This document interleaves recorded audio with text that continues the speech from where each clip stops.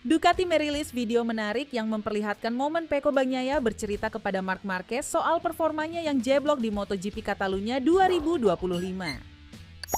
Di sprint race, Bagnaia finish di posisi 14 dan tidak dapat poin.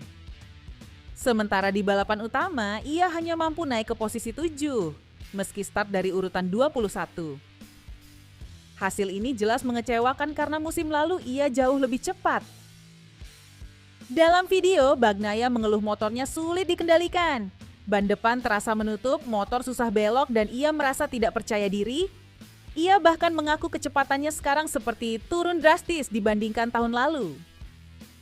Mendengar curhatan itu, Marquez memberi semangat. Ia menyarankan Bagnaia untuk meriset pikirannya dan mencoba memulai lagi dengan positif di seri berikutnya di Misano.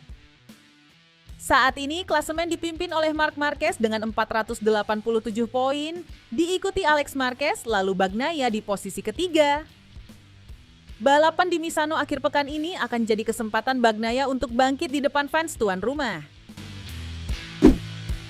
MotoGP meresmikan Hall of Fame dalam acara MotoGP Iconic di Rimini, Italia. Ajang ini menjadi momen bersejarah untuk menghormati para legenda balap motor yang telah memberi warna dalam perjalanan MotoGP. Selain itu, trofi Tower of Champions juga diperbarui dengan desain modern, menampilkan nama 76 juara dunia yang pernah mengukir sejarah. Sejumlah legenda besar masuk ke Hall of Fame, mulai dari Giacomo Agostini, Kenny Roberts, Wayne Rainey, Mick Doohan, Casey Stoner, Dani Pedrosa, Jorge Lorenzo, hingga ikon MotoGP Valentino Rossi. Nama-nama pebalap legendaris yang sudah tiada, seperti Mike Hailwood dan Barry Sheene, juga diabadikan. MotoGP turut mengumumkan 3 nama lain yang akan dilantik pada 2026, yaitu Leslie Graham, Libero Liberati, dan Gary Hocking.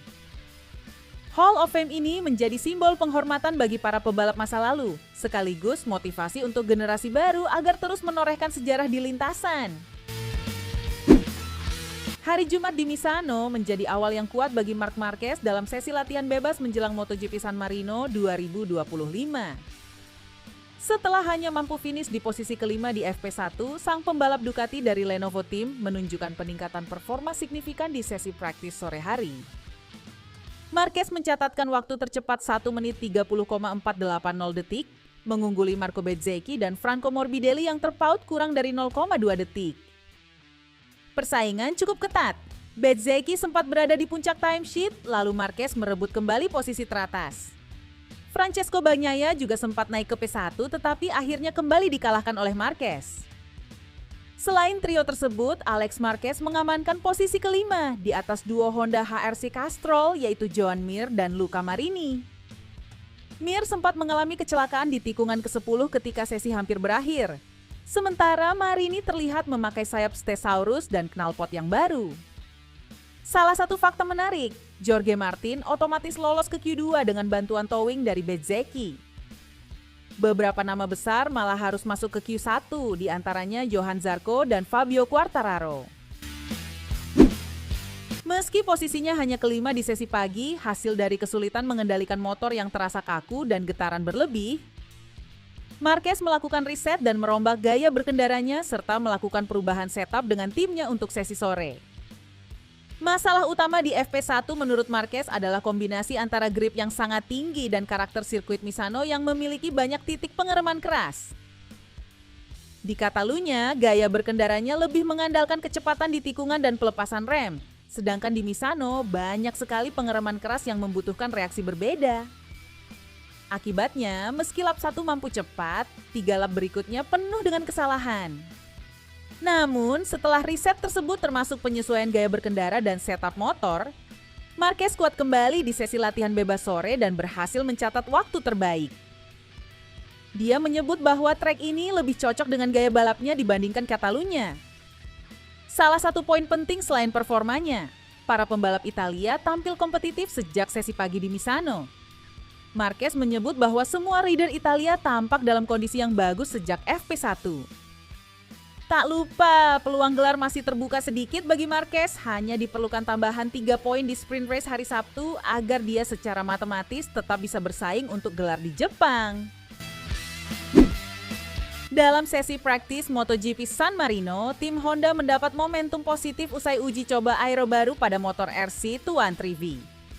Bantuan dari legenda MotoGP, Casey Stoner, turut memberikan masukan penting yang membantu Honda memperbaiki presisi dan handling. Perubahan aerodinamika ini terbukti efektif. Joan Mir dan Luca Marini tampil lebih kompetitif dan mampu mengunci tempat di sesi Q2. Mir khususnya menunjukkan perkembangan di beberapa sektor tikungan setelah penyesuaian pada sayap dan aliran udara motor.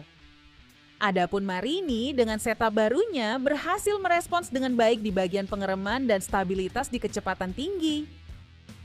Casey Stoner sebagai mantan pembalap dan pakar teknis memberikan insight tentang bagaimana aero itu memengaruhi gaya berkendara, terutama dalam mengelola downforce dan konsumsi ban. Input dari Stoner memperjelas bahwa keseimbangan antara aerodinamika dan kontrol mekanik tetap menjadi kunci untuk performa.